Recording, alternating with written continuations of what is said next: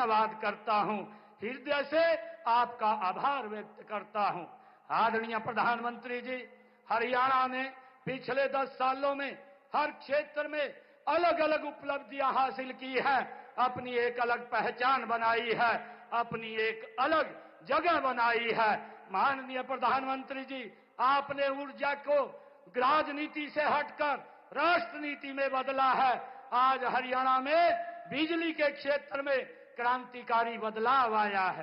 पिछले 10 वर्षों में हमारे बिजली उपकरणों का घाटा 30% से घटकर केवल 10.4% रह गया है। यह चमत्कार संभव हो पाया है आपके द्वारा शुरू की गई उदय स्कीम से ये संभव हो पाया है।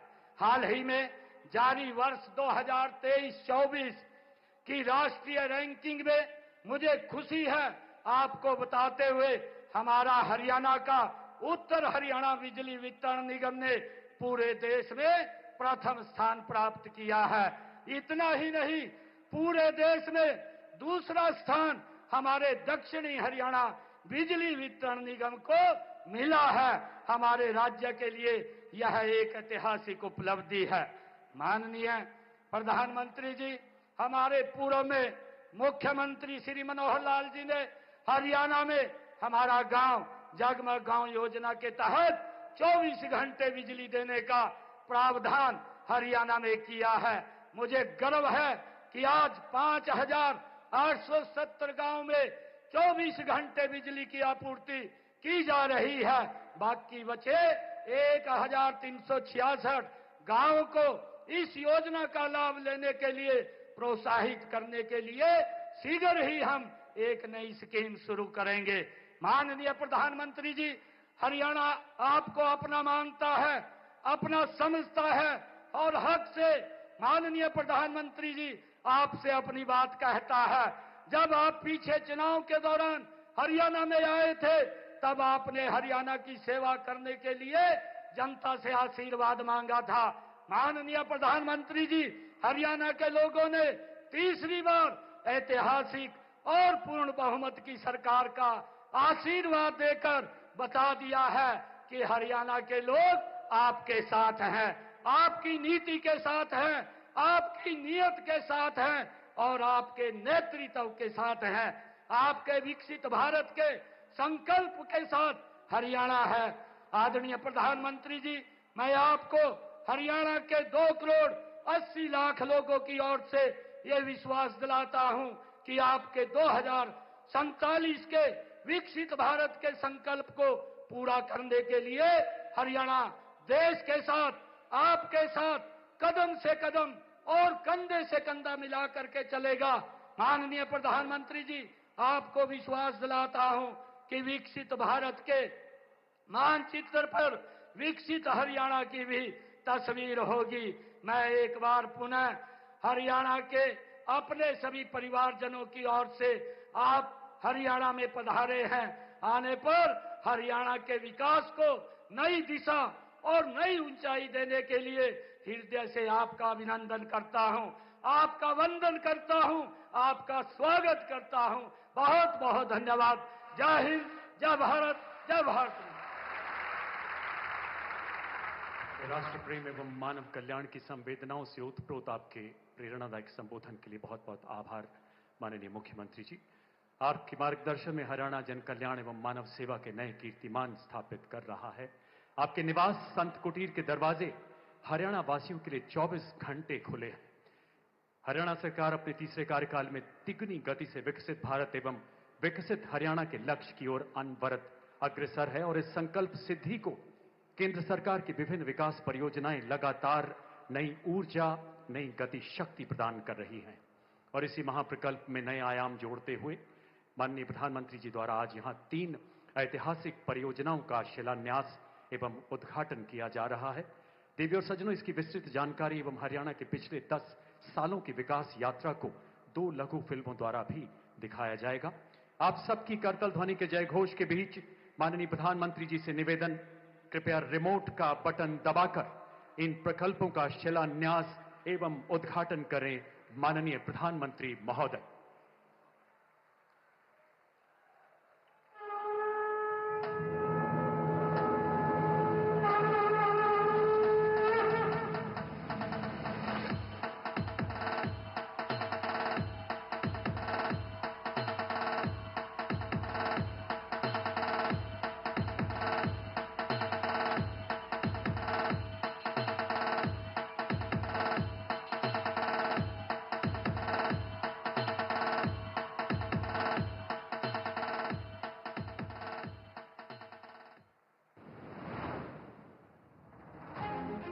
माननीय प्रधानमंत्री श्री नरेंद्र मोदी के दूरदर्शी नेतृत्व में आत्मनिर्भर भारत की ओर रफ्तार से बढ़ते हुए आज Deen Bandhu Chhotu Ram thermal power plant Yamunanagar में 800 मेगावाट की अल्ट्रा सुपर क्रिटिकल यूनिट स्थापित की जा रही है, जिससे हरियाणा में बिजली उत्पादन 2600 मेगावाट से बढ़कर 3400 मेगावाट हो जाएगा।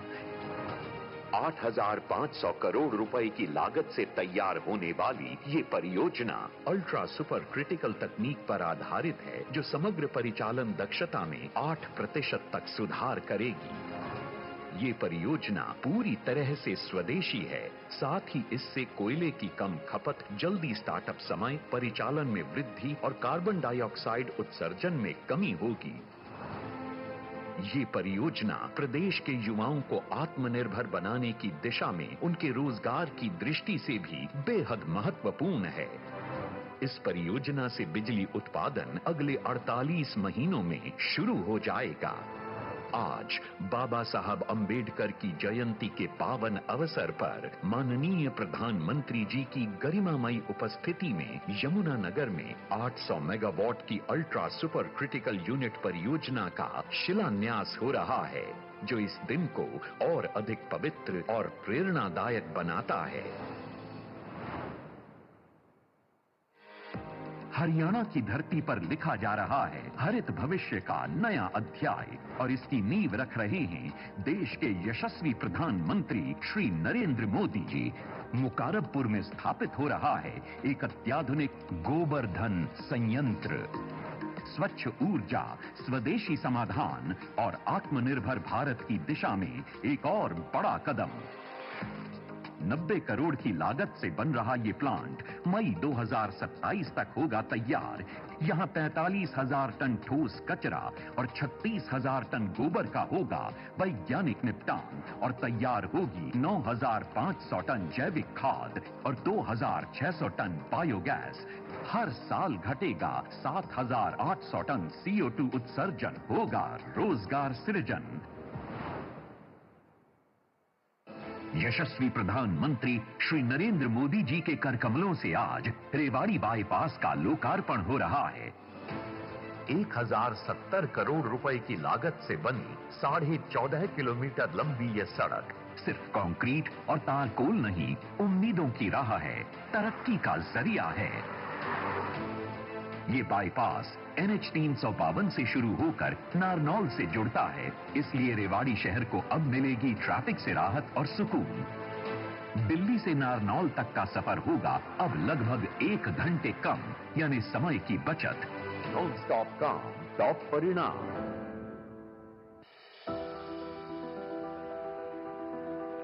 2014 जब इतिहास में रचा गया एक नया अध्याय। शपथ लेता हूं कि विधि द्वारा स्थापित भारत के एक ऐसे नए युग का आरंभ हुआ जहां सबका साथ, सबका विकास और सबका विश्वास ने लिखी व्यवस्था परिवर्तन गाथा।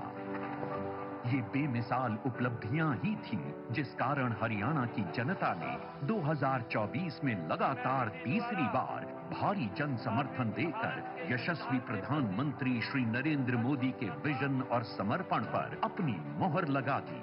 साथियों, चुनाव के दौरान आप सभी माताओं बहनों ने नारा दिया था, महारा हरियाणा, नॉनस्टॉप हरियाणा। उस नारे को हम सभी ने अपना संकल्प बना दिया।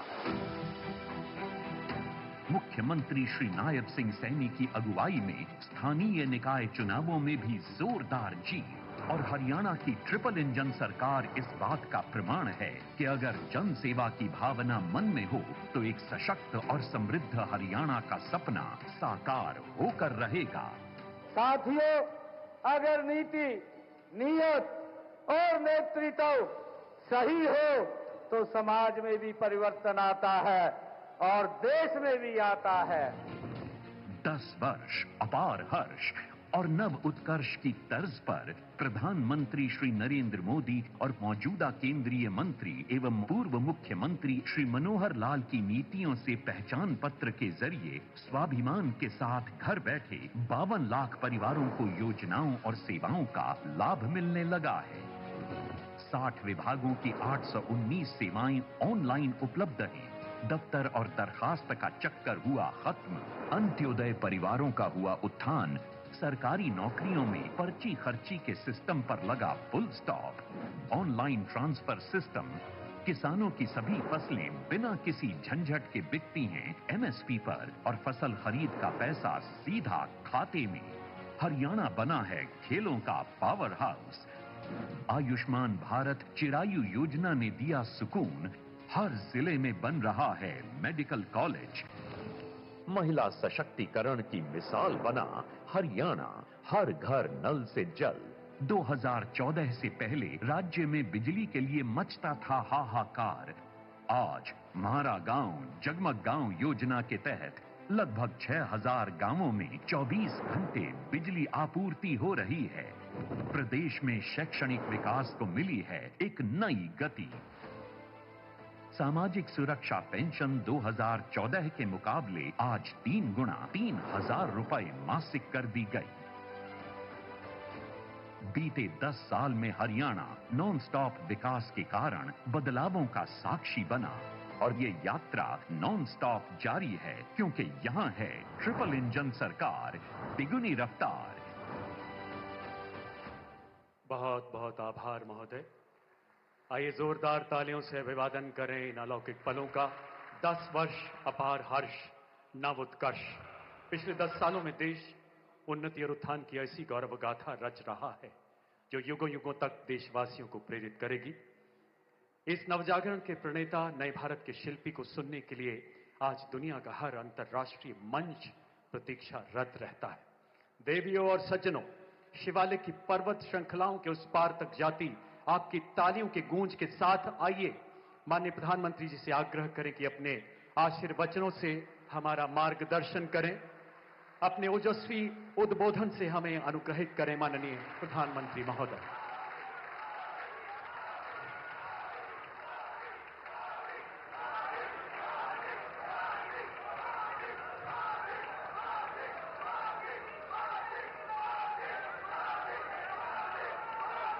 हरियाणा के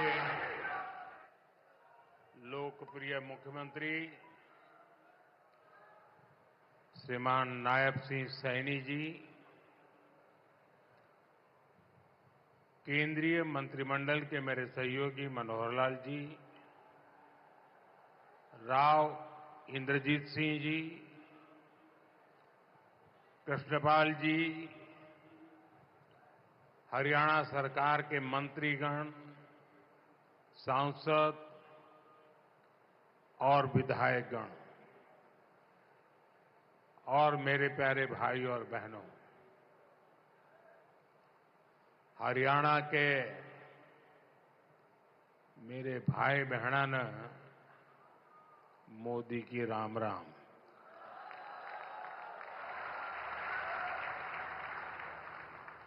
साथियों, आज मैं उस धरती को प्रणाम करता हूं जहां मां सरस्वती का उद्गम हुआ, जहां मंत्रा देवी विराजती है, जहां पंचमुखी हनुमान जी है, जहां कपाल मोचन साहब का आशीर्वाद है,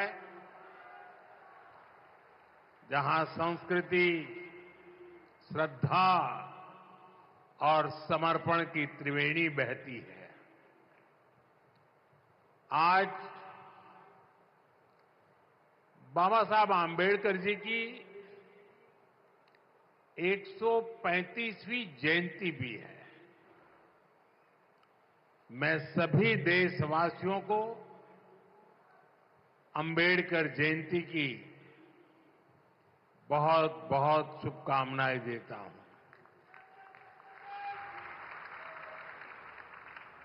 बाबा साहब का विजन उनकी प्रेरणा निरंतर विकसित भारत की यात्रा में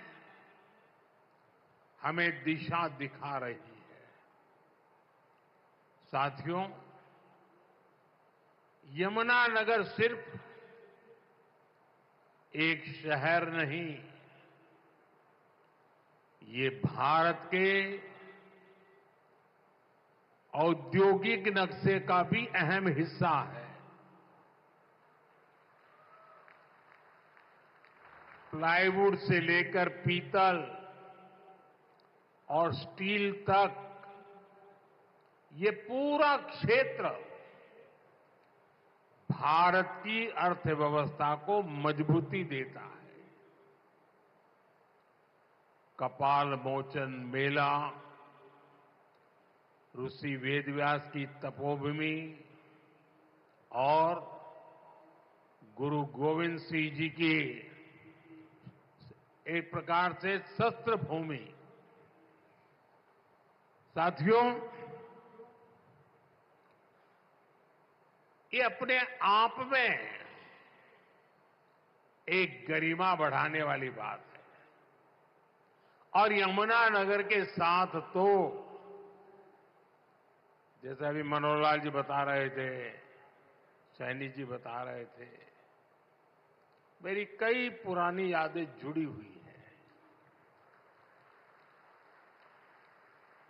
जब मैं हरियाणा का प्रभारी था तो पंचकुला से यहां आना जाना लगा रहता था। यहां काफी सारे पुराने कार्यकर्ताओं के साथ मुझे काम करने का अवसर मिला है। ऐसे कर्मठ कार्यकर्ताओं की परंपरा आज भी चल रही है। साथियों, हरियाणा लगातार तीसरी बार डबल इंजन सरकार के विकास की डबल रफ्तार को देख रहा है। और अब तो सैनी जी कह रहे हैं ट्रिपल सरकार। विकसित भारत के लिए विकसित हरियाणा, ये हमारा संकल्प है। इस संकल्प की सिद्धि के लिए, हरियाणा के लोगों की सेवा के लिए, यहां के युवाओं के सपनों को पूरा करने के लिए हम ज्यादा स्पीड से, ज्यादा बड़े स्केल पर काम करते रहते हैं। आज यहां शुरू हुई विकास परियोजनाएं, ये भी इसी का जीता जागता उदाहरण है। मैं हरियाणा के लोगों को इस विकास परियोजनाओं के लिए बहुत बहुत बधाई देता हूं। साथियों, मुझे गर्व है कि हमारी सरकार बाबा साहब के विचारों को आगे बढ़ाते हुए चल रही है।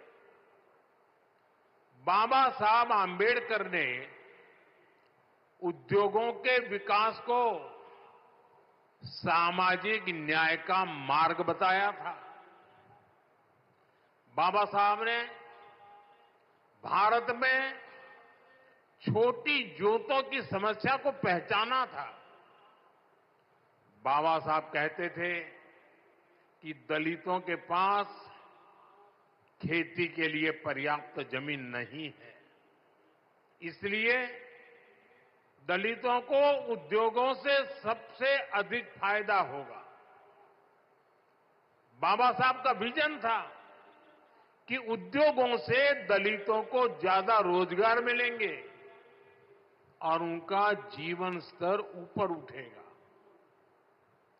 भारत में औद्योगिकीकरण की दिशा में बाबा साहब ने देश के पहले उद्योग मंत्री डॉक्टर श्यामा प्रसाद मुखर्जी के साथ मिलकर काम किया था। साथियों, औद्योगिकरण और मैन्युफैक्चरिंग के इस तालमेल को दीनबंधु चौधरी छोटू राम जी ने भी गांव की समृद्धि का आधार माना था।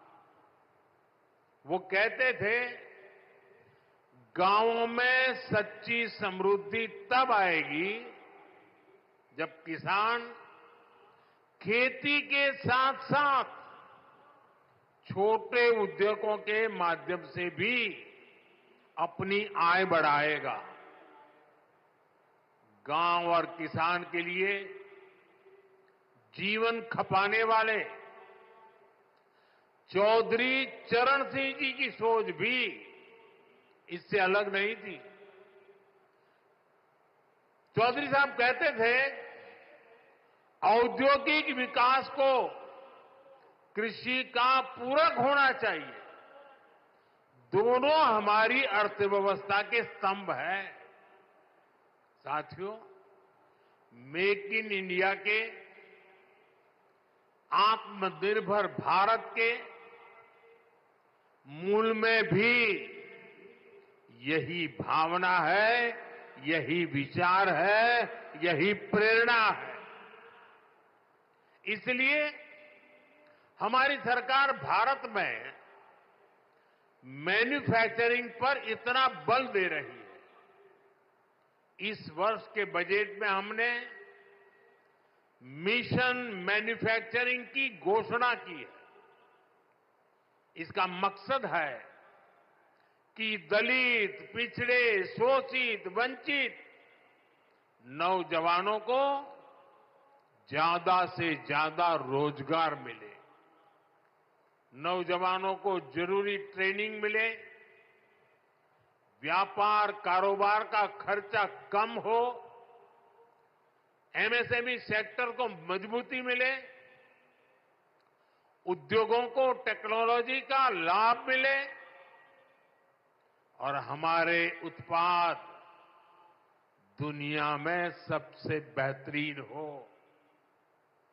इन सारे लक्ष्यों को प्राप्त करने के लिए बहुत जरूरी है कि देश में बिजली की कोई कमी न हो। हमें एनर्जी में भी आत्मनिर्भर होना ही होगा। इसलिए आज का ये कार्यक्रम बहुत अहम है। आज Deenbandhu Chaudhary Chhoturam thermal power plant की तीसरी इकाई का काम शुरू हुआ है। इसका फायदा यमुनानगर को होगा, उद्योगों को होगा। भारत में जितना औद्योगिक विकास, जैसे प्लाईवुड बनता है, उसका आधा तो यमुनानगर में होता है। यहां एल्यूमिनियम, कॉपर और पित्तल के बर्तनों की मैन्युफैक्चरिंग बड़े पैमाने पर होती है। यहीं से पेट्रोकेमिकल प्लांट के उपकरण दुनिया के कई देशों में भेजे जाते हैं। बिजली का उत्पादन बढ़ने से इन सभी को फायदा होगा। यहां मिशन मैन्युफैक्चरिंग को मदद मिलेगी। साथियों, विकसित भारत के निर्माण में बिजली की बहुत बड़ी भूमिका होने वाली है और हमारी सरकार बिजली की उपलब्धता बढ़ाने के लिए चौतरफा काम कर रही है। चाहे वन नेशन वन ग्रिड हो, नए कोल पावर प्लांट हो, सोलर एनर्जी हो, न्यूक्लियर सेक्टर का विस्तार हो, हमारा प्रयास है कि देश में बिजली का उत्पादन बढ़े, राष्ट्र निर्माण में बिजली की कमी बाधा न बने। लेकिन साथियों, हमें कांग्रेस के दिनों को भी भूलना नहीं चाहिए। हमने 2014 से पहले, जब कांग्रेस की सरकार थी, वो दिन भी देखे हैं जब पूरे देश में ब्लैकआउट होते थे, बिजली गुल हो जाती थी। कांग्रेस की सरकार रहती तो देश को आज भी ऐसे ही ब्लैकआउट से गुजरना पड़ता। न कारखाने चल पाते, न रेल चल पाती, न खेतों में पानी पहुंच पाता। यानी कांग्रेस की सरकार रहती तो ऐसे ही संकट बना रहता, बढ़ता रहता। अब इतने वर्षों के बाद, प्रयासों के बाद आज हालात बदल रहा है। बीते एक दशक में भारत ने बिजली उत्पादन की क्षमता को करीब करीब 2 गुना किया है। आज भारत अपनी जरूरत को पूरी करने के साथ साथ पड़ोसी देशों को बिजली निर्यात भी करता है। बिजली उत्पादन, इस पर भाजपा सरकार के फोकस का लाभ हमारे हरियाणा को भी मिला है। आज हरियाणा में 16,000 मेगावाट बिजली का उत्पादन होता है। हम आने वाले कुछ सालों में एक क्षमता 24,000 मेगावाट तक पहुंचाने का लक्ष्य लेकर के काम कर रहे हैं। साथियों, एक तरफ हम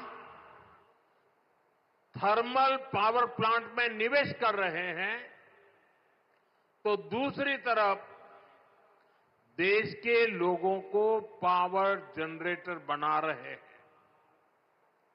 हमने पीएम सूर्यघर मुफ्त बिजली स्कीम शुरू की है। अपने छत पर सोलर पैनल लगाकर आप अपना बिजली का बिल 0 कर सकते हैं। इतना ही नहीं, जो अतिरिक्त बिजली का उत्पादन होगा उसे बेचकर कमाई भी कर सकते हैं।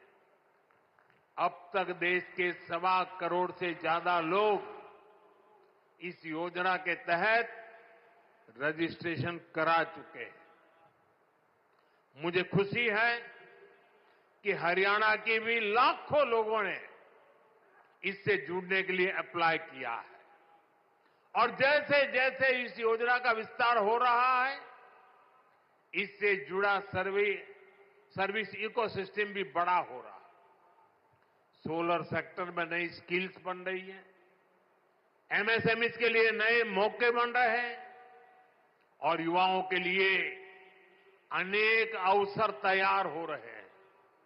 साथियों, हमारे छोटे छोटे शहरों में छोटे उद्योगों को पर्याप्त बिजली देने के साथ ही सरकार इस तरफ भी ध्यान दे रही है कि उनके पास पर्याप्त पैसे रहे। कोरोना काल में एमएसएमई को बचाने की लाखों करोड़ों रुपए की सहायता सरकार ने दी है।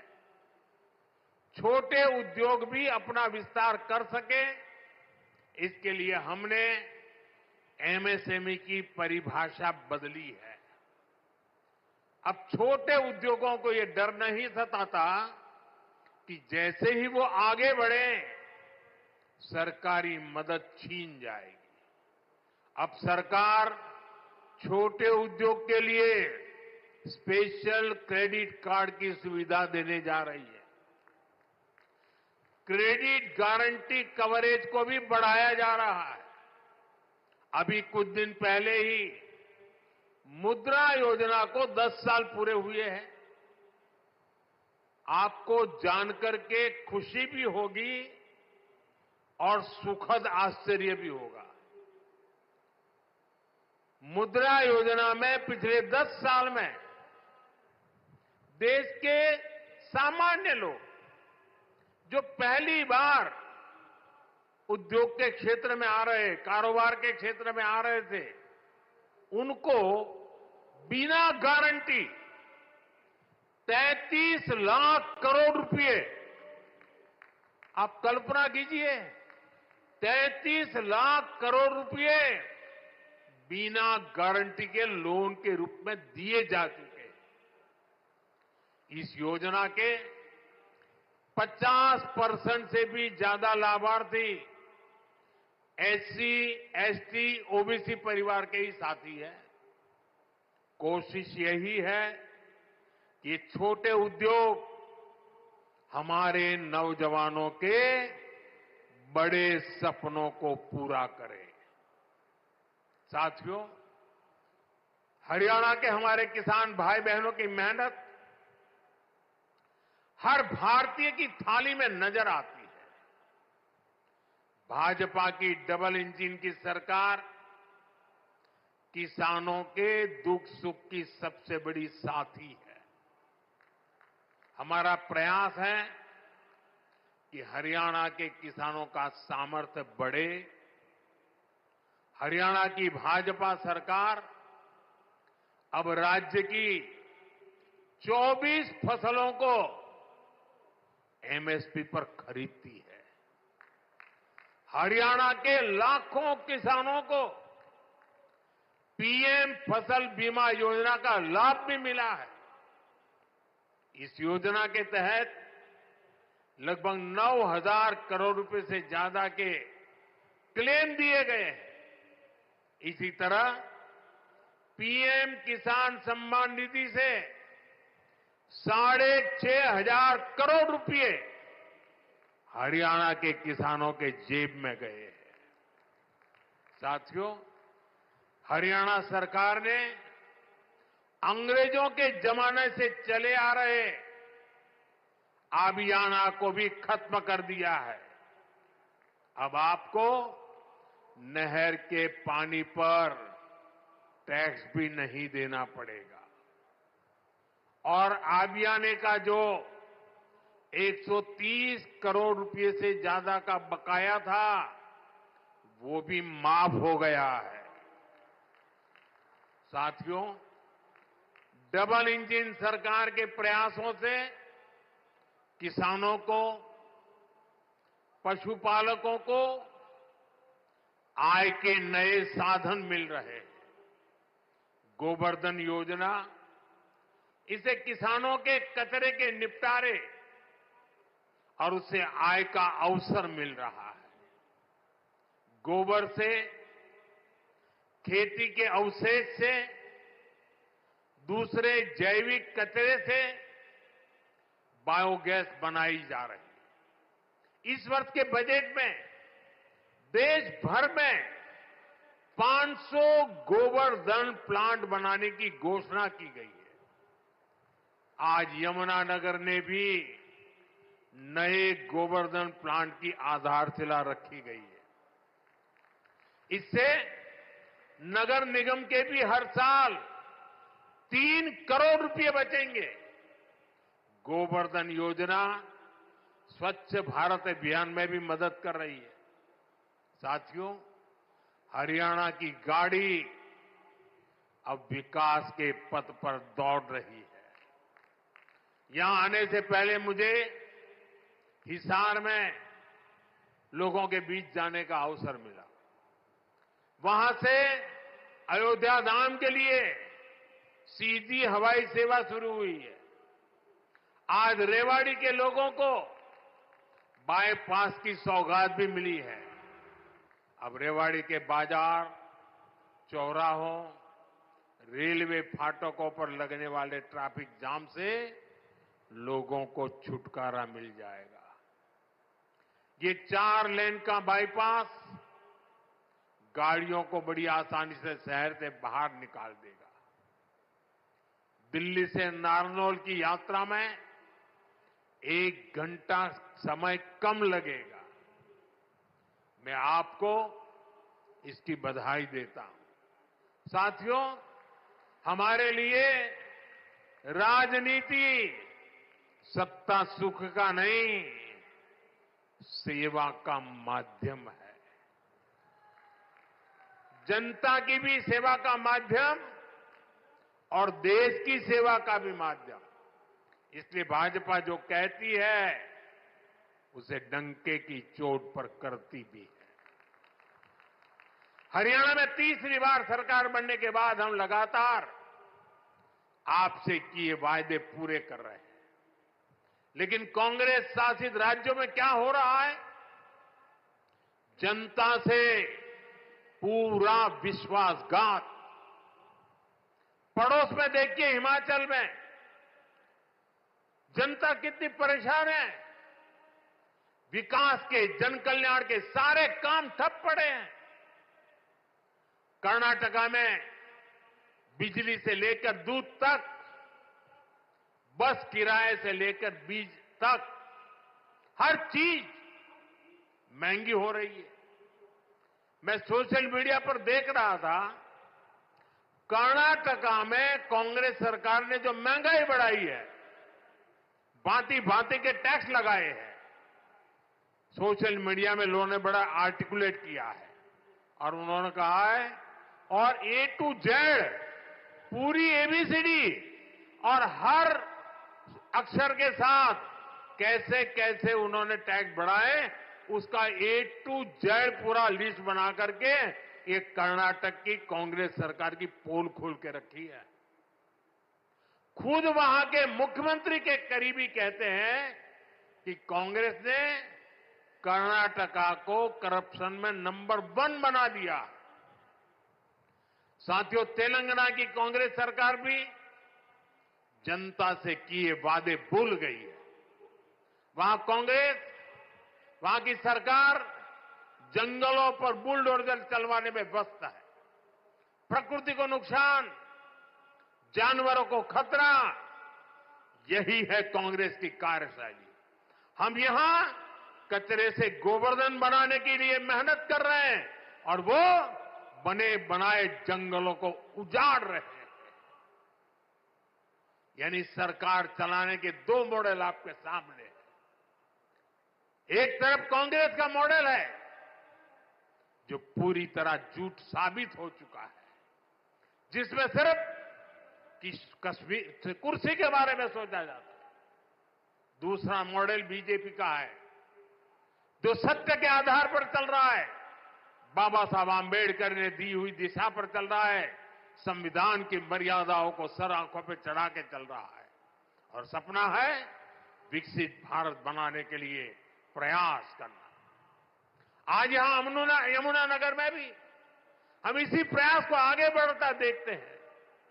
साथियों, मैं आपसे एक और अहम विषय की चर्चा करना चाहता हूं। कल देश ने वैशाखी का पर्व मनाया है। कल ही जलियांवाला बाग हत्याकांड के भी 106 वर्ष हुए हैं। इस हत्याकांड में अपनी जान गंवाने वालों की स्मृतियां आज भी हमारे साथ है। जलियांवाला हत्याकांड में शहीद हुए देशभक्तों और अंग्रेजों की क्रूरता के अलावा एक और पहलू है जिसे पूरी तरह अंधेरे में डाल दिया गया था। ये पहलू मानवता के साथ, देश के साथ खड़े होने के बुलंद जज्बे का है। इस जज्बे का नाम शंकरन नायर था। आपने किसी ने नहीं सुना होगा, शंकरन नायर का नाम नहीं सुना होगा, लेकिन आजकल इनकी बहुत चर्चा हो रही है। शंकरन नायर जी एक प्रसिद्ध वकील थे और उस जमाने में 100 साल पहले अंग्रेजी सरकार में बहुत बड़े पद पर विराजमान थे। वो सत्ता के साथ रहने का सुख, चैन, मौज सब कुछ कमा सकते थे, लेकिन उन्होंने विदेशी शासन की क्रूरता के विरुद्ध जलियांवाला बाग की घटना से व्यथित होकर मैदान में उतर उठे। उन्होंने अंग्रेजों के विरुद्ध आवाज उठाई। उन्होंने उस बड़े पद से लात मार करके इसे छोड़ दिया। केरल के थे, घटना पंजाब में घटी थी। उन्होंने जलियांवाला बाग हत्याकांड केस लड़ने का खुद ने फैसला किया। वो अपने दम पर लड़े, अंग्रेजी साम्राज्य को हिला कर रख दिया।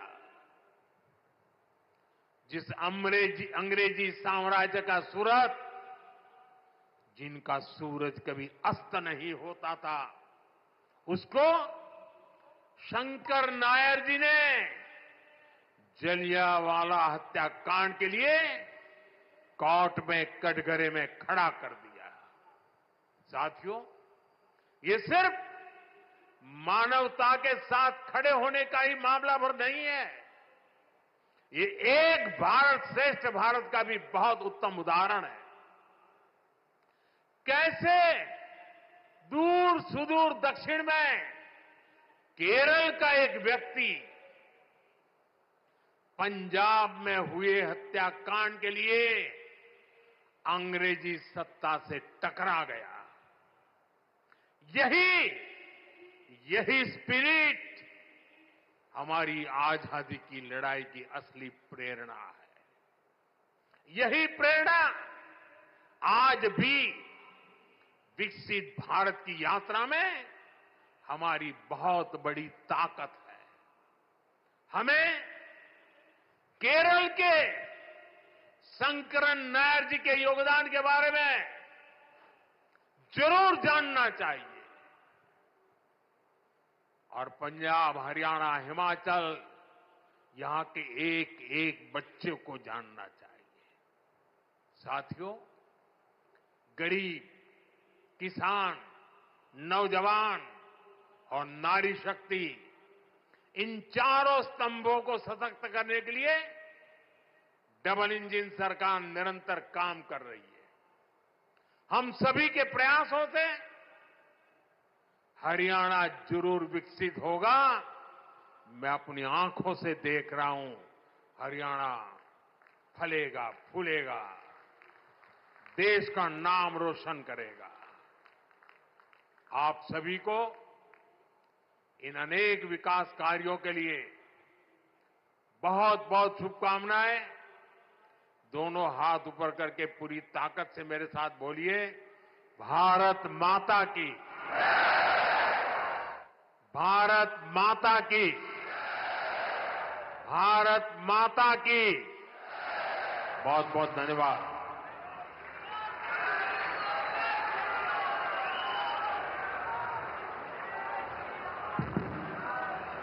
बहुत बहुत धन्यवाद माननीय प्रधानमंत्री महोदय। देवी और सज्जनों, आइए एक बार पुनः तालियों के जयनाद से अपना आभार हमारे प्रेरणा पुंज विकसित भारत के संकल्प के शिल्पकार माननीय प्रधानमंत्री जी तक पहुंचाएं। जोरदार तालियों से अभिवादन करें, वंदन अभिनंदन करें। आज से 10 साल पहले 20 अप्रैल 2015 को दिल्ली के अंबेडकर अंतर्राष्ट्रीय केंद्र के शिलान्यास के दौरान आपने कहा था मान्यवर कि अगर बाबा साहब न होते तो नरेंद्र मोदी कहां होते।